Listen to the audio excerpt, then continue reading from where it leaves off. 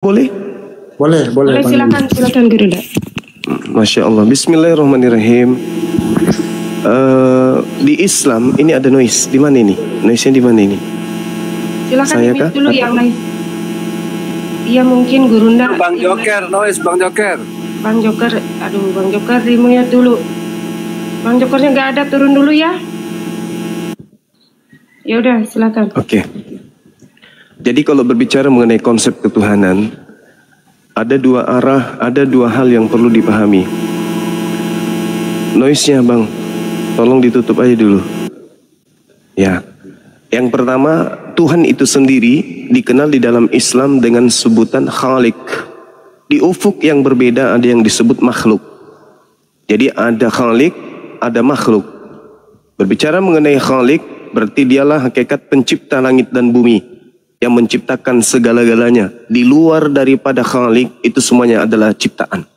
Di luar daripada sang Khalik, semua adalah sesuatu yang ada karena diadakan oleh Sang Yang Maha Ada. Nah, ketika berbicara mengenai konsep ketuhanan, artinya konsep hakikat pencipta langit dan bumi, Islam itu memiliki kaidah yang sangat-sangat signifikan dan sangat luar biasa. Islam diajarkan untuk menyeru, bersaksi, berikrar, mengimani, mempercayai, meyakini Tuhan Khalik itu esa. Qul huwallahu ahad. Hakikat pencipta itu adalah hakikat yang harus diimani, dipercayai, diyakini secara mutlak. Niatan, ucapan, perbuatan.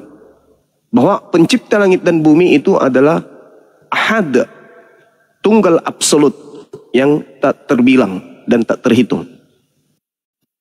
Kemudian level kedua setelah meyakini bahwa tiada Tuhan selain daripada Sang Khalik, yang Islam sebutkan Allah Azza wa Jalla, seluruh makhluk itu bergantung kepada Sang Khalik ini, Allahus Samad. Apapun itu, mau dia yang ada di laut, di darat, udara, dimanapun, semuanya tergantung terhadap esensi hakikat pencipta, Allahus Samad. Level kedua, ketiga, lam yalid wa lam yulad. Sang Khalik pencipta langit dan bumi itu tidak beranak, tidak diperanakkan. Tidak memiliki komunitas, tidak memiliki sekutu-sekutu, tidak memiliki tandingan-tandingan. Dan yang terakhir, walam yakullahu kufuwan ahad. Tidak ada sesuatu pun yang setara dengan Sang Khalik ini. Seluruhnya, yang nampak maupun yang tidak nampak, itu tunduk kemudian terhadap kuasa Sang Ahad, yaitu Allah Azza wa Jalla. Nah, itu konsep ketuhanan dalam Islam. Bahwa tidak ada yang serupa dengan Sang Khalik. Seluruh yang di luar Khalik ini adalah ciptaan. Apapun itu. Itu konsep di Islam. Jadi ada Khalik, di ufuk yang berbeda ada makhluk. Khalik adalah pencipta, makhluk adalah ciptaan. Jadi alam semesta dan seluruh apa yang ada di dalamnya, semuanya itu adalah kategori makhluk atau ciptaan. Saya kira demikian. Silakan.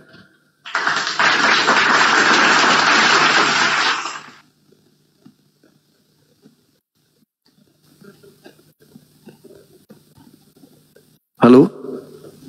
Halo? Ya, silakan Bang Julio, silakan. Lanjut. Saya nggak ada yang mau saya tanya, saya mau dengar saja. Jadi nggak ada yang saya mau tanyakan. Kalau orang Katolik itu jelas Tuhan itu hanya satu. Yesus itu juru selamat, bukanlah anak sendiri. Kayak Lord dengan God itu berbeda. Makanya pernah orang Inggris pernah panggil God Jesus, Lord Jesus yang ada. Maka orang Katolik meyakini itu Yesus sebagai utusan, sebagai rabi, sebagai Tuhan, tapi dia bukanlah pencipta itu. Dia bukan sumber itu.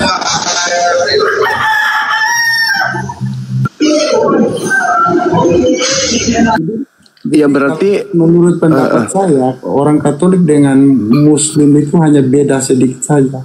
Karena konsepnya di Katolik itu ada yang namanya purgatori.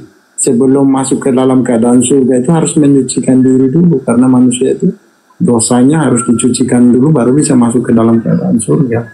tidak langsung masuk ke surga, enggak seperti itu. Jadi konsep kita itu agak berbeda dengan Kristen.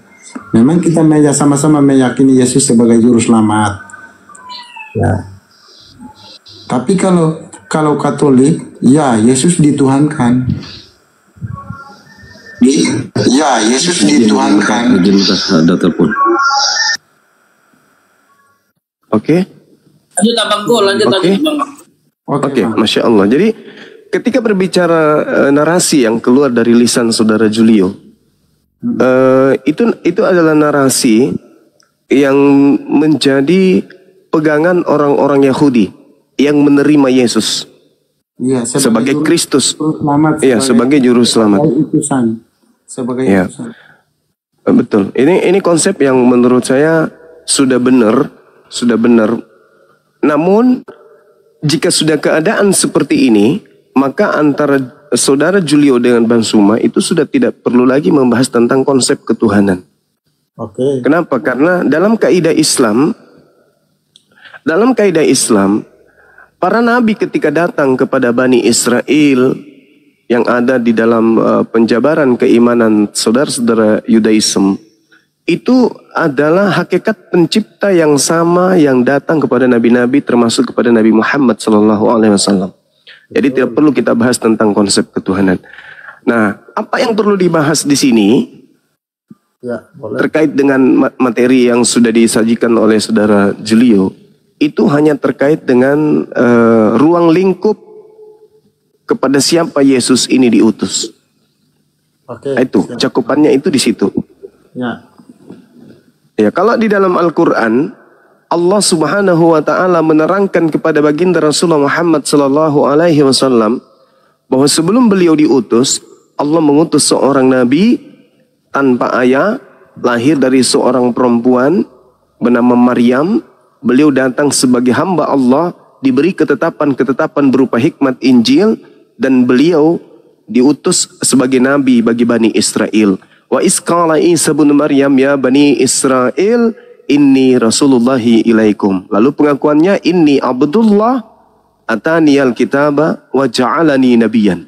Nah, jadi Nabi Isa alaihissalam datang diutus kepada Bani Israel saja. Nah, sedangkan saudara-saudara kita Katolik, mohon maaf, itu bukan Bani Israel. Jadi saudara Kristen kita harus memiliki jembatan yang bersumber dari Yesus langsung kepada orang-orang Katolik, kepada orang Roma waktu kala itu. Nah, ini yang kita ingin kejelasan dari saudara ketika Yesus mengatakan, aku diutus hanya kepada domba yang sesat dari umat Israel. Domba itu identik dengan Bani Yakub, Yeremia 50:17. Yang disebut domba hanyalah Bani Yakub, artinya keturunan 12 dari anak cucu Nabi Ishak alaihissalam. Nah, Yesus mengatakan, aku diutus hanya kepada mereka. Nah, bagaimana dengan ke-12 murid? Yesus berpesan kepada ke-12 muridnya agar jangan ke bangsa lain, melainkan pergi kepada domba-domba yang sesat dari umat Israel. Nah, ini Katolik muncul dari mana?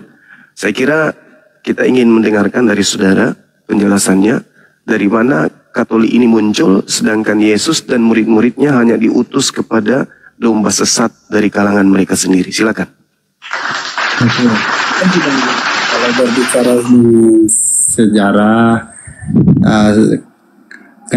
kenapa orang Katolik percaya kepada Yesus Kristus itu? Karena Yesus Kristus mengatakan dia hanya diutus bagi orang Israel, domba-domba yang hilang dari Israel. Itu saya nggak bisa jelaskan karena ilmu saya tidak nyampe di sana. Tetapi saya mendapatkan salah satu ayat di mana Matius 28 ayat yang ke-19 tidak salah. Itu yang menjadi pegangan mungkin sehingga sampai sekarang orang-orang yang di luar Bani Israel juga mempercayai Yesus karena Yesus ada perintah agung di sana. Itulah Bang Juma. Itu saja sih yang di Matius 28 ayat 19 nggak salah, itu bunyinya saya kurang hafal, cuman kira-kira seperti itu. Artinya pergilah ke seluruh bangsa, baptislah mereka ke dalam nama Bapa, Putra dan Roh Kudus. Kira-kira seperti itu Bang Juma. Terima kasih.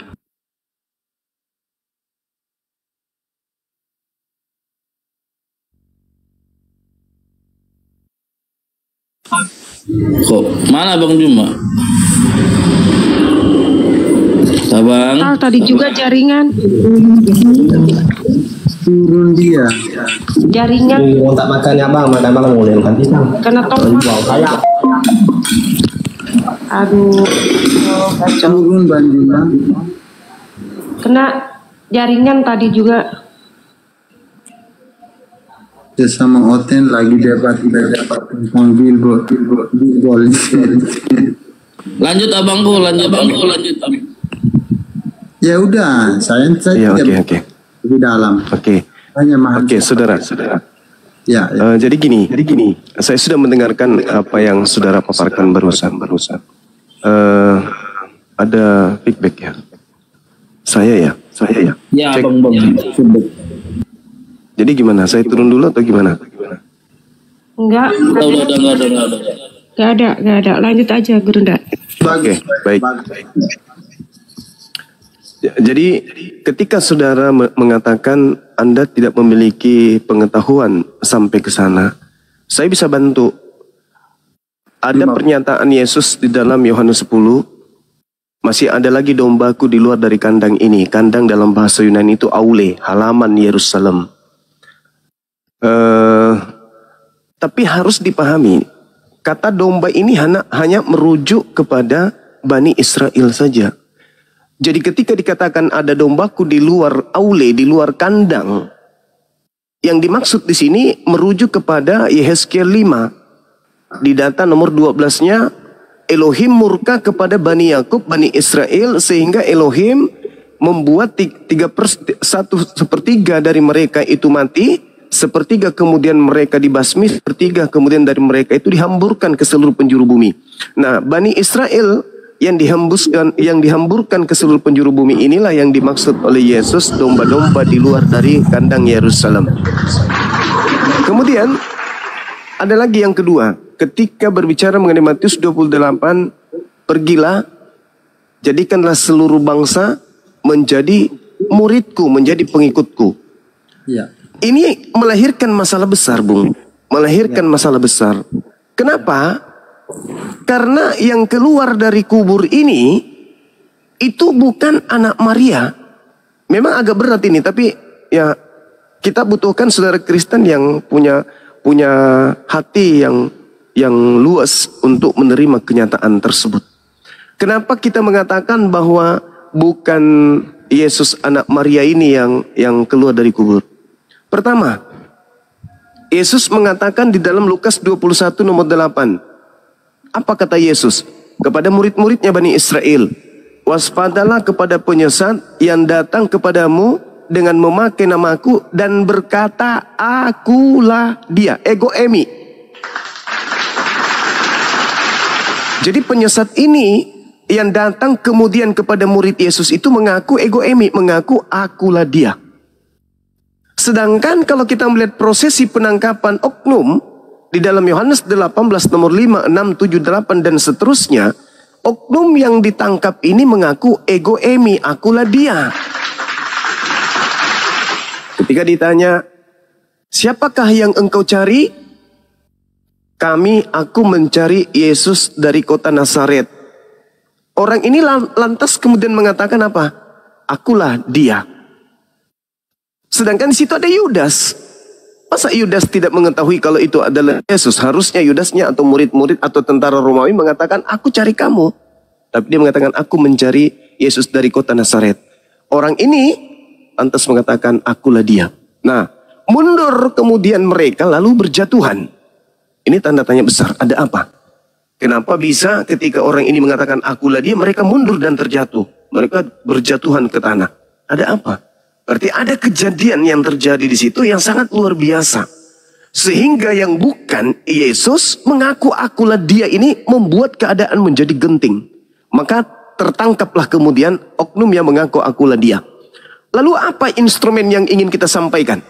Coba Anda lihat di dalam Markus 14 nomor 50, nomor 51, nomor 52. Di situ diterangkan oleh Markus bahwasanya seluruh murid Yesus lari meninggalkan Yesus. Berarti Yudas kan sudah berkhianat tuh. 11 murid Yesus lari meninggalkan Yesus. Berarti tinggal ada 2. Tinggal ada dua nih kandidat. Yang pertama adalah yang ditangkap adalah konon katanya Yesus. Yang kedua Yudas. Nah, ternyata kalau Yesus yang ditangkap, Bung, Anda baca di data Markus 14 nomor 52-nya itu. Ketika Yesus yang ditangkap katanya, ada seorang pemuda yang menggunakan kain lenan yang berjalan di belakang oknum yang ditangkap ini. Yang katanya Yesus. Lalu setelah ingin ditangkap, anak muda ini, pemuda ini melepaskan kain lenan dan lari dengan telanjang. Pertanyaannya muncul kemudian. 11 murid Yesus sudah lari. Yang tinggal hanya 2, yaitu Yesus dan Yudas. Yudas sudah ditangkap. Yesus sudah ditangkap. Berarti yang menggunakan kain lenan dan lari telanjang ini siapa? Kalau Yesus yang ditangkap. Oh, mungkin Yudas. Tidak bisa. Karena Yudas ngapain lari? Bukannya Yudas sudah berkongsi dengan tentara Romawi. Jadi tidak ada alasan yang bisa membenarkan Yudas yang lari. Yang kedua, kalau kemudian yang lari itu Yesus, berarti yang ditangkap ini siapa? Yang ditangkap ini ngaku-ngaku akulah dia tadi. Sedangkan kalau kita melihat apa yang terjadi pada kejadian ini, pemuda tadi menggunakan kain lenan. Pada saat perjamuan kudus yang terakhir, di dalam Yohanes 13, di situ Yesus melepaskan jubahnya, lalu menggunakan kain lenan. Kalau kita melihat dari keadaan yang ada, yang menggunakan kain lenan adalah Yesus. Yang lari melepaskan kain lenan adalah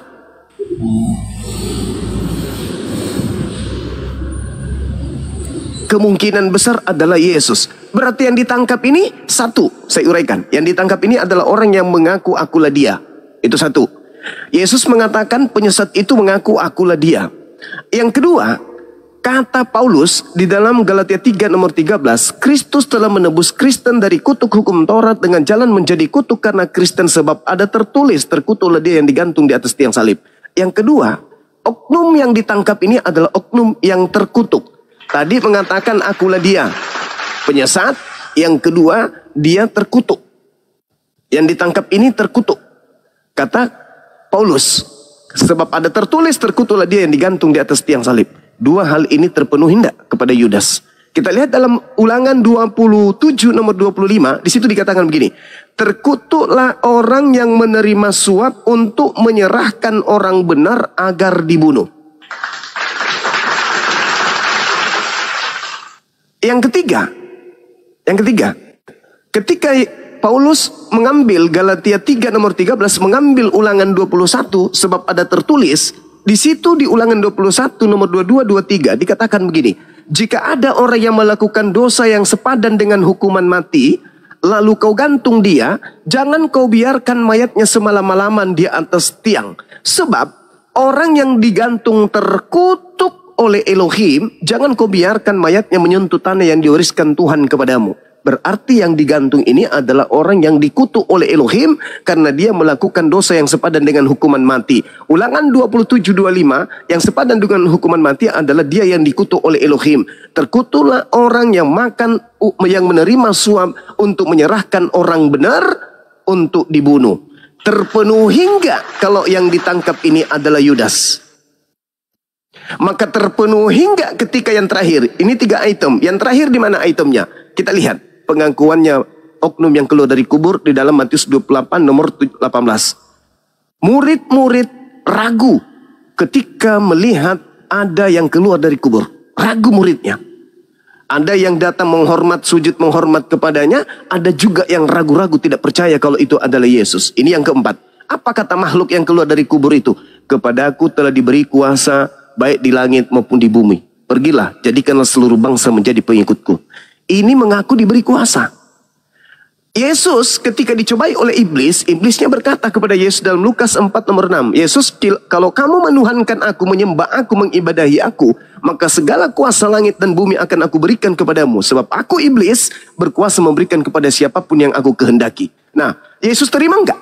Yesus tidak terima. Baca nomor 13-nya. Iblis mundur dari mencoba Yesus dan iblis menunggu waktu yang tepat. 4 item ini Yesus tidak yang terakhir, yang keempat, Yesus tidak menerima kuasa. Iblis menunggu waktu yang tepat. Yang dikutuk adalah orang yang disalib, adalah orang yang dikutuk. Yang ditangkap adalah orang yang mengaku akulah dia. 4 item ini jelas tidak merujuk kepada Yesus anak Maria. Keempat-empatnya hanya bisa didudukkan kepada Yudas Iskariot. Maka kalau saudara mengatakan kami orang Katolik, hubungannya dengan Yesus Kristus, Anda hanya berhubungan dengan makhluk yang keluar dari kubur tersebut. Anda tidak berhubungan dengan Yesus anak Maria. Nah, lalu apa? Bagaimana cara memilahnya? Coba Anda lihat di dalam Matius 24 nomor 3, nomor 4 sampai kepada nomor 31. Baca runutannya sampai ke bawah. Apa kata murid-murid Yesus? Guru, apa tanda kedatanganmu? Dan apa tanda akhir zaman? Apa kata Yesus? Tanda kedatanganku adalah aku datang sebagai anak manusia. Seperti kilat yang menyambar dari timur sampai ke barat. Aku datang diiringi oleh tanda-tanda matahari menjadi gelap. Bulan tak bercahaya, bintang-bintang berjatuhan, kuasa langit berguncang, tiupan trompet sangkakala akan bunyi, dan aku akan nampak di tengah langit sebagai anak manusia, seluruh manusia akan datang meratap, dan seluruh manusia akan memandang aku di atas langit. Itu tanda kedatanganku. Jadi kalau ada yang mengaku aku di padang gurun, bertemu dengan aku di padang gurun, bertemu dengan aku dalam bilik, jangan kamu percaya. Nah, artinya Yesus mengatakan, waspadalah kepada penyesat yang datang kepadamu dengan memakai namaku dan berkata, akulah dia, akulah Kristus. Dia akan menyesatkan banyak orang. Jadi apabila ada orang berkata ada Yesus di sini, ada Mesias di sana, jangan kamu percaya. Sebab Mesias palsu, Yesus palsu, Kristus palsu, dan nabi-nabi palsu akan datang melakukan banyak mujizat sekiranya mungkin menyesatkan banyak orang.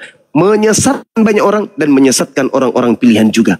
Saudara, saya bukan ingin menggurui, enggak. Tetapi coba lihat. Banyak orang yang memakai nama Yesus dan berkata Yesus adalah Kristus. Itu di mana? Yahudi enggak, Islam bukan, Hindu bukan. Oke Bang, itu memang satu-satunya hanya Katolik. Saya setuju dengan Bang. Memang itu ditunjukkan kepada orang internalnya Kristen, bukan ditunjukkan kepada orang Islam. Karena di dalam kekristenan, karena di dalam kekristenan ada ajaran-ajaran yang mengaku seperti itu. Bahasa roh, omong yang tidak jelas, itu yang dimaksud Yesus, bukan di luar daripada orang Kristen. Itu Yesus memang omong ditunjukkan kepada internalnya, bukan di luar daripada Kristen yang menyebut nama-nama Tuhan. Enggak, itu memang ayat itu ditunjukkan kepada internalnya Kristen. Orang-orang, contoh Kristen, Katolik, Kristen, banyak Kristen yang demonnya banyak. Ada yang palsu.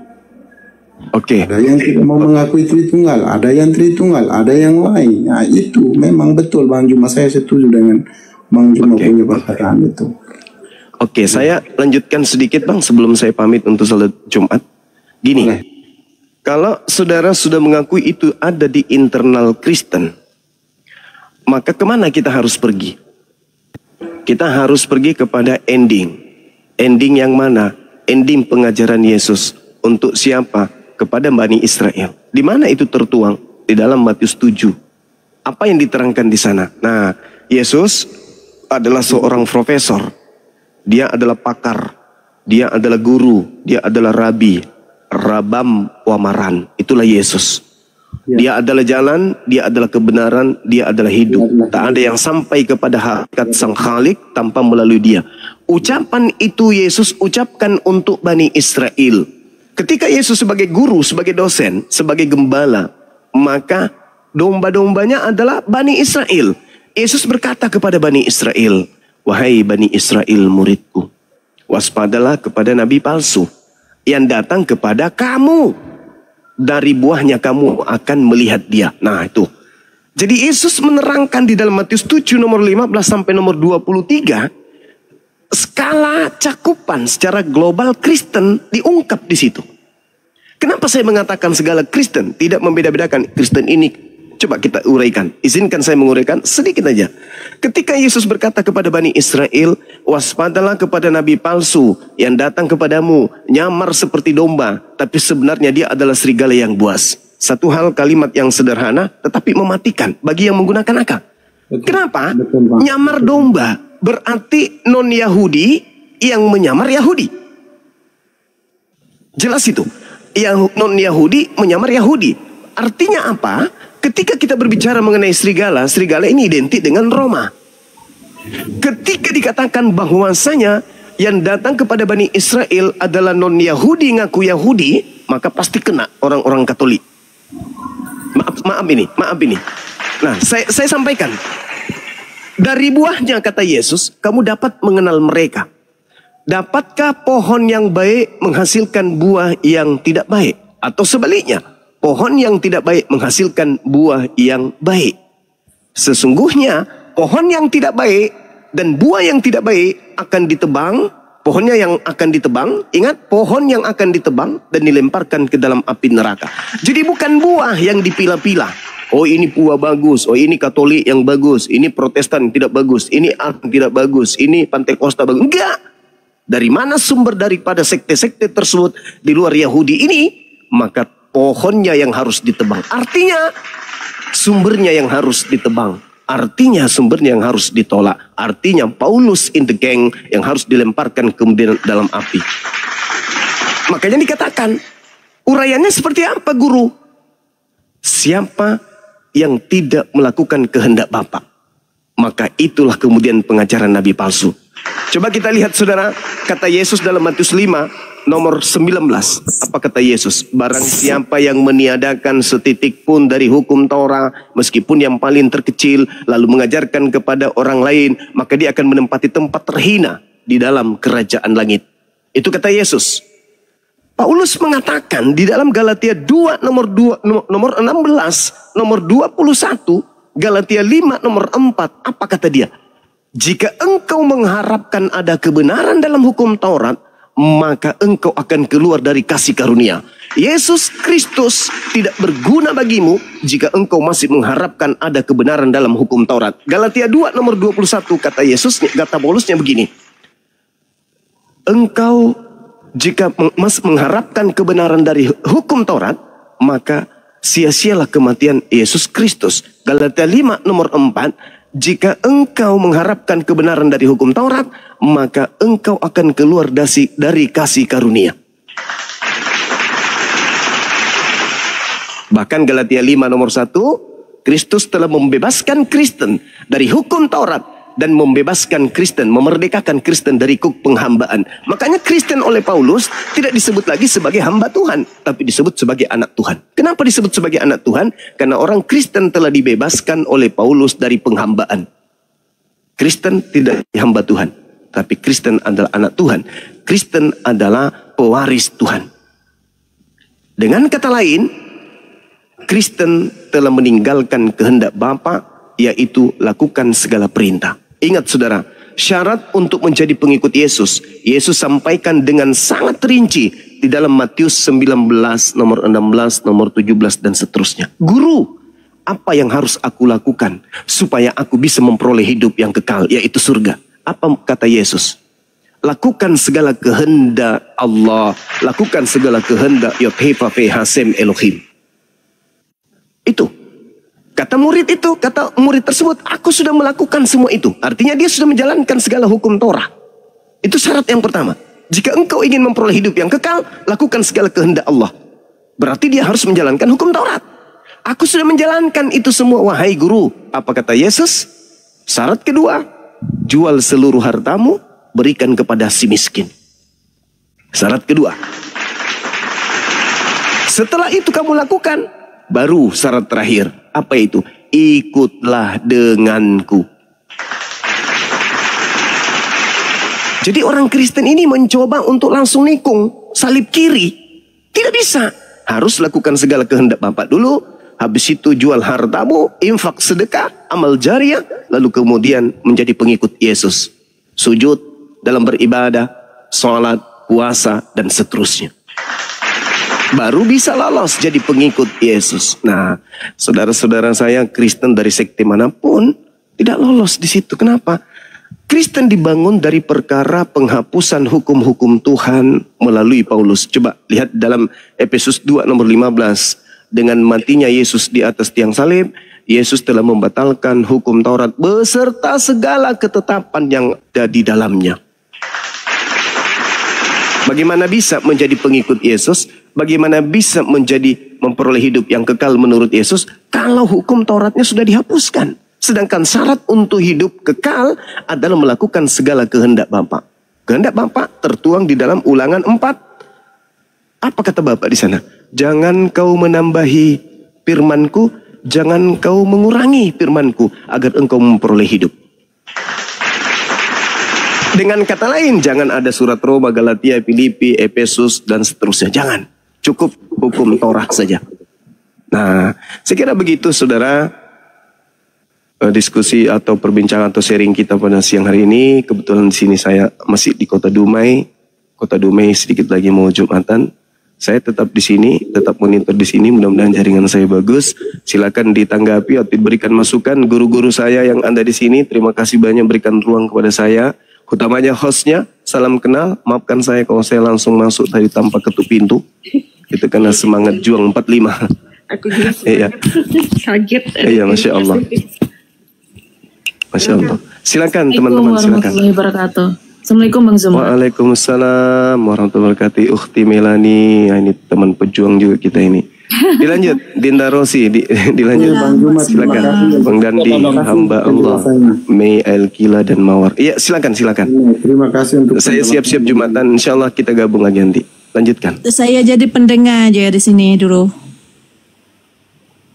Mohon maaf Mbak Mawar ini Islam atau Kristen? Saya pun belum kata Kristen sangat pun bukan. Sebab saya masih belajar juga. Belum Kristen betul-betul. Oke. Lanjut jadi pendengar aja dulu. Oke. Mungkin yang lainnya silakan mungkin Bang Rozi, Fadl insyaallah dilanjutkan. Ya udah, saya sudah terima Bang Juma tadi jelaskan. Udah, terima kasih untuk penjelasannya Bang Juma. Jadi saya mau izin turun. Mau kemana Pak Julio? Nanti dulu. Kok kenapa Anda tahan-tahan saya? Mana tahu ada yang masih kurang, masih ditanyakan lagi gitu. Silakan gitu. Tadi makan belum siap mungkin Pak Julionya. Udah saya terima penjelasannya. Cuman Bang Juma lagi sibuk. Saya sebenarnya mau tanyakan di Matius 26 ayat 26 itu bagaimana tanggapannya Bang Juma tentang ayat itu. Kalau memang diserupakan Yesus itu bukanlah Yesus itu sendiri. Kenapa di Matius 26 ayat 26 itu Yesus mendeklarasikan dirinya gitu loh. Oh, mau ditanyakan itu. Mungkin sekarang lagi gunanya mau Jumatan dulu gitu. Mau Jumatan, ya, nggak apa-apa. Saya masih mendengarkan. Oh, masih mendengarkan. Silakan gitu. Iya. Oh iya, Bang Juma. Saudara, kalau Anda melihat, ya baik.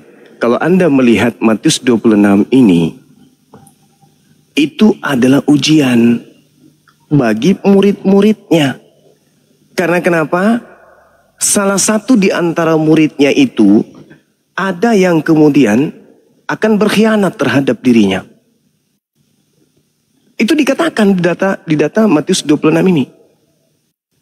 Dikatakan bahwasanya ketika mereka sedang makan, sang guru Yesus itu mengambil makanan berupa roti, lalu kemudian mengucap doa atau berkat, lalu memecah-mecahkan kemudian roti tersebut, lalu memberikan kepada murid-muridnya. Ambillah, makanlah, inilah tubuhku. Itu. Jadi Yesus itu mengidentikan roti itu sebagai tubuh. Makanya ketika ditanya oleh orang Samaria, apa kata Yesus? Tidak patut roti yang disediakan untuk anak-anak diberikan kepada anjing. Roti yang dimaksud di sini adalah dirinya, Yesusnya, yang nabi, yang rasul kepada Bani Israel. Makanan rohani untuk Bani Israel yang meninggalkan hukum Tuhan agar mereka kembali kepada hukum Taurat. Maka ketika dikatakan memecah-mecah, lalu dia mengatakan ambillah, makanlah, inilah tubuhku. Artinya tidak perlu lagi kau bunuh tubuhku yang sesungguhnya. Tidak perlu kau hianati aku. Tidak perlu lagi kau punya niatan bunuh aku. Karena tubuhku adalah roti ini. Sesudah Yesus kemudian mengambil cawan, lalu Yesus berdoa, mengucap syukur dan memberikan kepada murid-muridnya. Lalu dia mengatakan cawan, Cawan itu apa? Anggur. Minumlah anggur ini, sebab inilah darahku.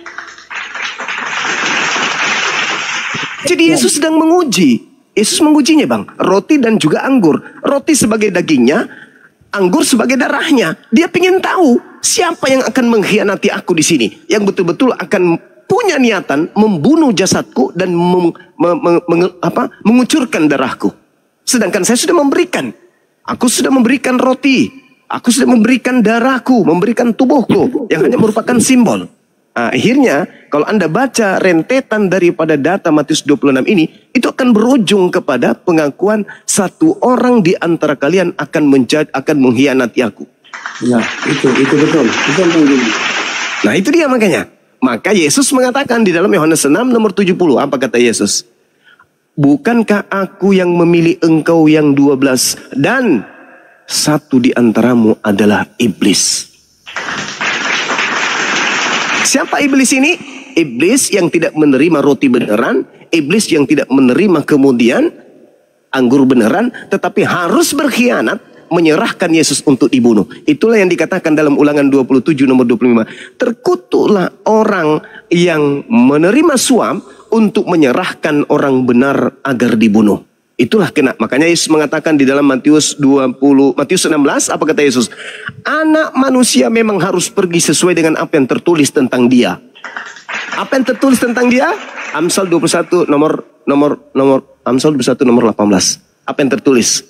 Ketika Yesus mengatakan dalam Lukas 24:44, Yesus mengatakan begini, aku berkata kepadamu sesungguhnya semua perkataan tentang aku yang harus tergenapi semua perkataan yang tertulis tentang aku di dalam kitab Amsal. Itu tertulis di situ. Nah, yang tertulis di Amsal, pengkhianat dipakai sebagai ganti orang jujur. Orang fasik sebagai penebus orang yang benar. Subhanallah. Jadi ketika Yesus itu ingin dibunuh, ingin disalibkan, ingin ditangkap, yang menggantikannya adalah pengkhianat. Yang menggantikannya adalah orang fasik.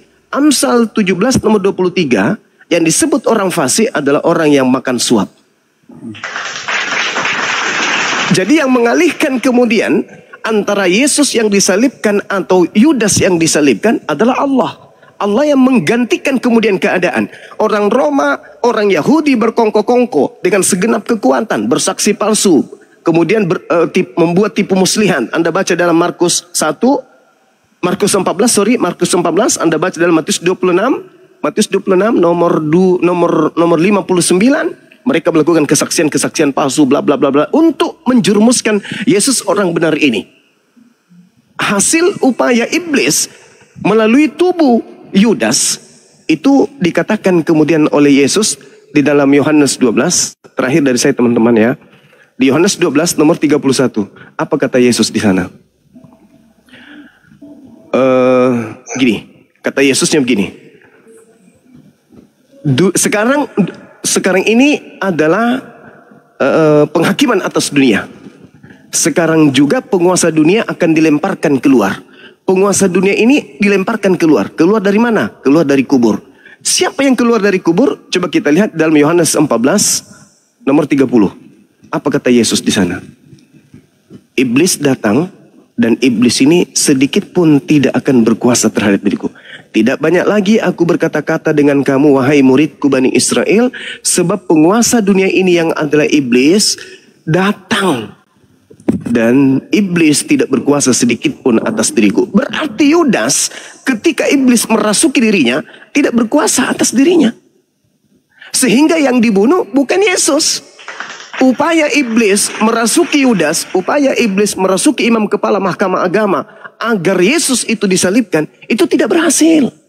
Allah menyelamatkan kemudian Yesus. Nah, setelah kemudian iblis ini putus asa mencoba Yesus, ingin membunuh Yesus, ingin Yesus dieksekusi oleh mereka, Yesus diangkat oleh Tuhannya ke langit. Apakah iblis berhenti sampai di situ? Enggak. Iblis menjadikan nama Yesus sebagai jualan yang hebat supaya banyak orang disesatkan. Makanya Yesus mengatakan, waspadalah kepada penyesat yang datang kepadamu dengan memakai namaku dan berkata, akulah dia. Mereka akan menyesatkan banyak orang. Jadi saudara, ketika Yesus ini terangkat, penyesatnya datang dengan memakai nama Yesus Kristus. Maka pantaslah di akhir zaman nanti, orang-orang Kristen akan bertemu dengan Yesus yang asli. Ketika Yesus yang asli turun, berdasarkan Matius 24, Yesus akan datang untuk yang kedua kalinya, sama seperti engkau melihat, kata malaikat. Di Kisah Para Rasul 1:11. Yesus yang kau lihat terangkat ke langit, ke surga, akan datang kedua kalinya sama seperti engkau melihat dia terangkat ke langit. Berarti dia turun dengan jasadnya. Sementara yang datang kepada Paulus itu tanpa jasad. Berarti itu bukan Yesus. Maka ketika Yesus datang sebagai manusia bertemu dengan orang Kristen ini akan berlomba-lomba mendekati Yesus. Matius 7, 22, 21, 22, 23. Apa kata orang-orang Kristen? Tuhan, Tuhan, Tuhan, bukankah kami bernubuat pakai namamu, bermukjizat pakai namamu, mengusir setan pakai namamu juga? Wahai Yesus, Tuhan. Apa kata Yesus? Pada hari itulah aku akan berterus terang kepada mereka. Aku tidak mengenal kalian. Enyahlah daripadaku, kalian semua adalah pembuat kejahatan. Wa idza husiran nasu kanu lahum ada wa kanu bi ibadatihim kafirin. Pada akhir zaman nanti, pada hari kiamat nanti, apa yang mereka sembah akan menjadi musuh mereka. Dan pujaan-pujaan yang mereka lakukan di dunia akan diingkari oleh dia yang mereka sembah. Inilah yang tertulis di dalam Matius 7 nomor 22, 23 terhadap saudara-saudara saya Kristen. Karena hanya ada satu kelompok manusia yang bermujizat, bernubuat, mengusir setan, memanggil Yesus Tuhan. Hanya kelompok Kristen atau Katolik dan seterusnya. Saya kira begitu saudara. Jadi Matius 26 nomor 26 itu adalah bahan ujian Yesus kepada murid-muridnya. Siapa yang akan mengkhianati dia akan muncul di situ. Padahal Yesus sudah mengatakan, ini darahku, ini dagingku. Tidak perlu lagi kau membunuhku. Aku sudah memberikan darahku, aku sudah memberikan dagingku. Tak perlu lagi kalian kemudian membunuh aku. Saya kira begitu saudara-saudara. Terima kasih. Tetapi masih ada satu ayat yang saya silakan ke Bang Juma. Silakan. Bagaimana tanggapan Abang 5 menit ya. Injil Yohanes 11 ayat yang 25. Di sana Yesus berkata, akulah kebangkitan dan hidup. Bagaimana Yesus bisa mengatakan dirinya kebangkitan kalau dia tidak mati dulu, baru dia katakan kebangkitan dan hidup itu. Jadi berarti dengan sendirinya Yesus membantah dirinya sendiri. Ucapannya kalau dia tidak mati, maka dia tidak akan membuktikan apa kata-katanya di dalam Yohanes 11 ayat 25. Bagaimana tanggapan Bang Juma tentang hal itu? Terima kasih Bang Juma. Baik. Jadi saudara, kalau kita berbicara mengenai kebangkitan, itu bukan berarti bangkit di situ artinya bangkit dari kematian. Ya. Bukan berarti ketika berbicara mengenai kebangkitan berarti itu berbicara tentang orang yang keluar berupa manusia yang lahir atau yang keluar dari tanah. Jadi berbicara mengenai bangkit ini atau kebangkitan itu artinya bangkit dari tidur bisa, bangkit dari keterpurukan bisa, bangkit dari kegagalan bisa. Nah, apa yang dimaksud Yesus dalam Yohanes 11? Saya uraikan kepada saudara. Contoh misalnya di Keluaran 9 nomor 16. Akan tetapi inilah sebabnya aku membiarkan engkau hidup, yakni supaya memperlihatkan kepadamu kekuatanku dan supaya namaku dimasyhurkan di seluruh bumi. Aku biarkan engkau hidup supaya memperlihatkan kepadamu kekuatanku dan supaya namaku dimasyhurkan di seluruh bumi. Kita lihat di Lukas 20 nomor 28. Guru, Musa menuliskan perintah ini untuk kita. Jika seorang yang mempunyai saudara laki-laki mati, sedang istrinya kemudian masih ada, tetapi ia tidak meninggalkan anak, saudaranya harus kawin dengan istrinya itu dan membangkitkan keturunan bagi saudaranya. Jadi membangkitkan itu tidak hanya dikatakan bangkit dari kubur. Bangkit itu bisa banyak hal.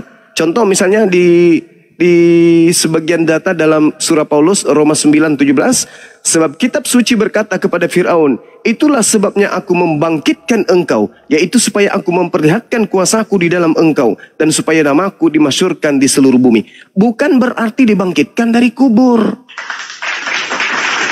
Jadi ketika Anda membawa data dalam Yohanes 11 itu, Yesus ini adalah kebangkitan, betul. Kenapa? Karena orang-orang Yahudi itu sudah ditinggalkan. Bait suci sudah dirubuhkan. Tak ada lagi kehidupan di sana. Anda lihat dalam Yesaya 1, bagaimana Tuhan kemudian memaki habis Yerusalem. Aku akan meninggalkan engkau, akan kubiarkan engkau menjadi padang yang tandus, rumah-rumahmu akan ditinggalkan, engkau yang tadinya ramai akan menjadi sepi. Itu ucapan Yesus. Bahkan Yesus mengatakan apa? Bang Juma, saya potong sedikit. Ini konteksnya berbicara tentang kebangkitan loh, Lazarus yang mati loh. Jadi konteksnya itu dia sedang berbicara tentang kematian ini, Lazarus yang mati. Dia sedang membangkitkan. Iya, saya paham, saya paham, saudara, saya paham. Tapi Anda boleh lihat kebangkitan yang dimaksud itu terurai di data nomor 45-nya sampai nomor 57. Orang-orang Yahudi jelas sekali di bawah tekanan daripada Romawi. Imperium Romawi berkuasa atas mereka, sehingga Yesus datang sebagai orang yang membangkitkan girohnya kemudian orang-orang Yahudi. Coba Anda lihat, Bung, di data nomor 45. Ada yang melihat yang dilakukan oleh Yesus, yaitu membangkitkan Lazarus. Ada yang melihat. Orang yang melihat ini, salah satu di antaranya kemudian pergi secara sembunyi-sembunyi melaporkan kepada orang-orang Farisi. Baca nomor 45. Banyak di antara orang Yahudi yang datang melawat Maria dan menyaksikan sendiri apa yang diperbuat oleh Yesus, yaitu membangkitkan Lazarus dari kematian, dan percaya kepada Yesus. Harusnya, saudara, ketika Yesus memperlihatkan tanda-tanda mujizat, kekuatan, kedahsyatan yang dilakukan oleh Yesus, harusnya orang-orang Yahudi kala itu menjadikan Yesus sebagai pahlawan, beriman kepada Yesus. Mereka harusnya beriman kepada Yesus. Andai saja orang Yahudi semuanya akan percaya kepada Yesus pada saat Yesus datang, maka mereka akan bangkit. Orang Yahudi akan bangkit. Yahudi tidak lagi akan dijajah oleh Romawi. Tapi ingat, apa yang menjadi ketakutan orang-orang pada saat tersebut? Orang Farisi memanggil kemudian orang Farisi memanggil mahkamah agama. Orang Farisi mengambil kemudian kepala mahkamah pada saat itu. Mereka berunding, apa yang harus kita lakukan?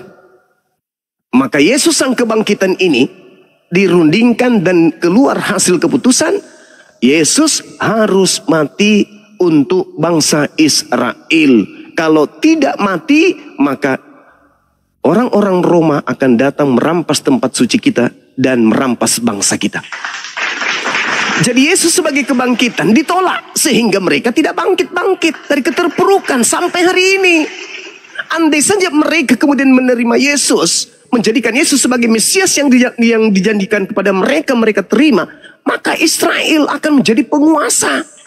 Sayangnya mereka lebih takut kepada tekanan penjajah Romawi daripada kedahsyatan yang dibawa oleh Yesus di tengah-tengah mereka. Makanya mereka tidak bangkit-bangkit.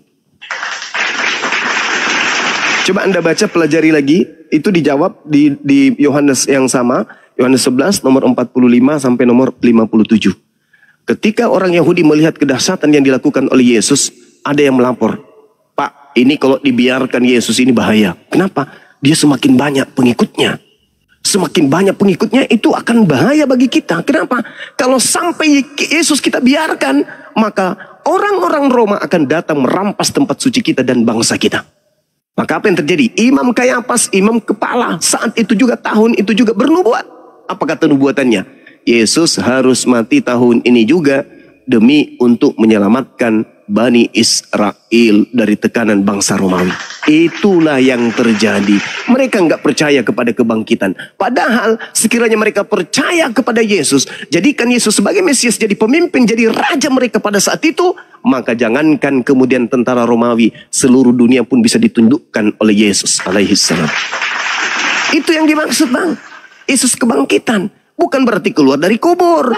Yang keluar dari kubur itu justru adalah tanda bagi angkatan jahat. Nih, izinkan saya mengurai 1 menit sampai 2 menit. Yesus ditanya nih, di dalam Matius 12, nomor 38. Ditanya oleh orang-orang Farisi dan orang ahli Taurat. Apa kata Yesus? Orang Farisi, orang Yahudi, Bani Israel, angkatan jahat ini minta satu tanda. Dan tidak akan diberikan satu tanda apapun. Saya ulang, angkatan jahat ini, orang Farisi ini minta satu tanda. Dan tidak akan diberikan satu tanda apapun kepada angkatan jahat selain tanda Yunus. Sebab Yunus 3 hari 3 malam dalam perut ikan. Demikian juga anak manusia. Ingat, anak manusia. Yudas anak manusia kan? Anak manusia. Demikian juga anak manusia akan berada dalam bumi 3 hari 3 malam. Hari ketiga dia akan bangkit dari kubur. Itulah yang Yesus katakan bahwa pada Yudas, Bang Juma, itu menuduhkan Yesus berbicara pada dirinya sendiri, Bang Juma. Oh, salah. Saya jawab. Coba Anda lihat di dalam khotbah Petrus, Kisah Para Rasul 2, nomor 39. Nomor 29, nomor 30, 31, 32, 33. Endingnya nanti di 36. Karena Anda bertanya, saya jelaskan. Petrus berkhotbah. Apa kata Petrus? Kuburan dari nenek moyang kita, Nabi Daud masih ada di tengah-tengah kita. Dan Nabi Daud bernubuat bahwa Mesias akan bangkit. Jasadnya tidak ditinggalkan di kubur. Jasadnya tidak mengalami kematian. Nomor 3-3-nya. Melainkan Tuhan akan mengutus tangan kanannya untuk menyelamatkan dan mengangkat anak Daud tersebut. Mesias tersebut. Tutup cerita. Nomor 36-nya. Yudas mengatakan apa? Setelah Mesias yang dinubuatkan oleh Daud ini terangkat oleh tangan kanan Elohim ke langit, apa kata Yesus? Apa kata Petrus? Di tengah-tengah kalian sudah ada orang yang kamu salibkan, yaitu Kristus. Maka Petrus mengatakan apa? Yesus yang kau salibkan itu telah dijadikan menjadi Tuhan dan Kristus bagi angkatan jahat. Bukankah kalau Anda membaca dalam Lukas 2 nomor 11, pada hari ini telah lahir bagimu juru selamat Kristus Tuhan di kota Daud.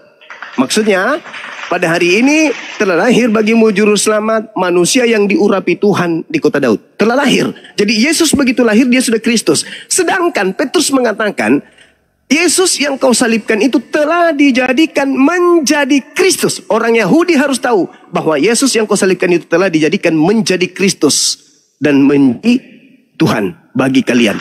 Nah, berarti yang disalib oleh orang-orang Roma bagi angkatan jahat itu baru menjadi Kristus hari itu juga. Makanya ketika orang-orang ini menyesal, apa kata Petrus kepada mereka? Data nomor 40-nya. Bertobatlah dan lepaskanlah diri kalian dari angkatan jahat ini. Jadi antara Kristus yang lahir di kota Daud dengan Kristus yang lahir dari kuburan, itu adalah dua Kristus yang berbeda. Bukan satu Kristus. Makanya Yesus mengatakan, waspadalah kepada Kristus palsu. Salah satunya yang keluar dari kubur, yang telah dijadikan oleh Kristus. Anda baca penegasannya dalam Roma 14 nomor 9. Apa kata Yesus? Apa kata Paulus? Untuk itulah Kristus mati agar ia dibangkitkan menjadi Tuhan bagi orang Kristen. Saya kira begitu saudara. Jadi Yesus menubuatkan. Kalau Anda tidak percaya, saya kasih data sebelum saya turun. Anda baca di dalam Lukas 24. Anda buka sekarang Lukas 24 nomor 9, nomor 10, 11 dan 12. Endingnya di data nomor 12-nya. Ketika orang-orang yang bernama Maria ibu Yakobus, Maria Nikodemus, Maria Magdalena datang ke kuburan pada hari Minggu, mereka tidak menemukan mayat yang disebut anak manusia tersebut. Lalu pergi melapor ke 11 murid. Hei, murid-murid Yesus, apa paman? Gurumu hilang di kuburan loh. Tapi apa reaksi murid-murid? Mereka tidak percaya dan menganggap laporan-laporan itu hanyalah omong kosong belaka. Ini murid. Kenapa mereka nggak percaya kebangkitan pada hari Minggu? Karena mereka bukan angkatan jahat. Baca nomor 12-nya. Meskipun demikian, pagi-pagi sekali Petrus pergi ke kuburan, tidak menemukan ada mayat di sana, melainkan hanya menemukan kain kafan. Apa yang berbunyi di dalam hati Petrus? Apa yang sedang terjadi ya? Itu Petrus. Kalau Petrus ini menerima tanda dia bangkit hari ketiga, maka Petrus mengatakan, oh memang dia sudah mengatakan bahwa dia bangkit hari ketiga. Tapi sayangnya murid-murid tidak diberi tanda kebangkitan hari ketiga. Yang diberi tanda bangkit hari ketiga hanya angkatan jahat. Baca Matius 12 nomor 38 sampai nomor 40. Jadi antara murid Yesus, murid pilihan, tidak diberikan tanda kebangkitan hari ketiga. Yang diberikan tanda kebangkitan hari ketiga hanyalah angkatan jahat. Makanya endingnya yang tadi dikatakan dalam Kisah Para Rasul 2 nomor 36, Yesus yang telah kau salibkan itu telah dijadikan menjadi Kristus bagi kamu, bagi angkatan jahat maksudnya. Jadi Kristen yang percaya kebangkitan adalah kelompok orang-orang yang percaya kepada angkatan jahat. Sekira begitu dari saya, saudara. Nanti kita lanjut lagi habis ibadah. Masih ada sih, bagaimana pengakuan Thomas tentang Yesus, kebangkitan Yesus? Itu Abang Juma harus jelaskan dulu. Anda dijawab oleh Yesus di dalam Matius 24 nomor 24. Apa kata Yesus? Kristus palsu akan datang melakukan banyak tanda-tanda yang dahsyat. Thomas ini muridnya. Thomas ini murid Yesus. Ya, betul. Makanya saya jawab. Makanya Yesus menjawabnya dalam Matius 24 nomor 24. Kristus palsu akan datang dan akan melakukan tanda-tanda yang dahsyat dan mujizat-mujizat sekiranya. Nah, catat. Sekiranya mungkin Kristus palsu ini akan menyesatkan murid-murid pilihan juga. Itu jawabannya, Bu. Jadi kalau Anda mengatakan Thomas, itu biasa. Ingat cerita Lukas 24 nomor 37, nomor 36, Yesus mengatakan apa? Shalom alaikum. Nomor 37-nya apa? Mereka kaget dan ketakutan sebab mengira melihat hantu. Itu jawabannya ya. Berarti yang keluar dari kubur ini dikira hantu oleh muridnya Yesus. Saya kira begitu sementara, saudara. Silakan Anda tidak puas, tapi ingat, belajar terus. Bukan tidak puas, saya pengen melanjutkan bahwa kesaksian 500 orang, Yesus menampakkan dirinya kepada ke-12 murid ketika di dalam air laut. Dia menjalan di atas itu kan harus dijelaskan sampai di sana, Bang. Oke, saudara. Apa ucapan murid Yesus ketika melihat Yesus jalan di air? Ya. Oh Tuhan, oh pencipta langit dan bumi. No, murid-murid mengatakan, mereka berteriak hantu. Murid-murid mengira hantu, bukan mengira Tuhan. Jadi itu sederhana itu, saudaraku ya. Saya kira begitu untuk sementara. Murid-murid Yesus ketika melihat Yesus bermujizat mengira gurunya ini hantu, sedangkan orang Katolik ketika Yesus bermujizat mengira Yesus itu adalah Tuhan. Itu adalah dua perkara yang berbeda. Pandangan murid yang asli dengan pandangan orang yang dari luar murid mengatakan itu karena dia Tuhan, tetapi murid-murid justru mengatakan itu karena dia hantu. Saya kira begitu sementara. Jangan puas, kita belajar terus. Nanti habis ini kita akan lanjutkan lagi insya Allah. Demikian teman-teman sekalian dari saya sementara. Subhanakallahumma bihamdi asyhadu an la ilaha illa anta astaghfiruka wa atubu ilaih. Salam tauhid, salam satu Tuhan. Jayalah Islam kita, jayalah Indonesia kita. Assalamualaikum warahmatullahi wabarakatuh. Maaf kawan, saya bukan mau lari, saya Jumatan, saya di Kota Dumai. Ya, lanjut. Terima kasih. Ya, sama-sama, Masya Allah. Lanjut. Oke, Bang Juma, selamat beribadah. Oke. Terima kasih Bang Juma.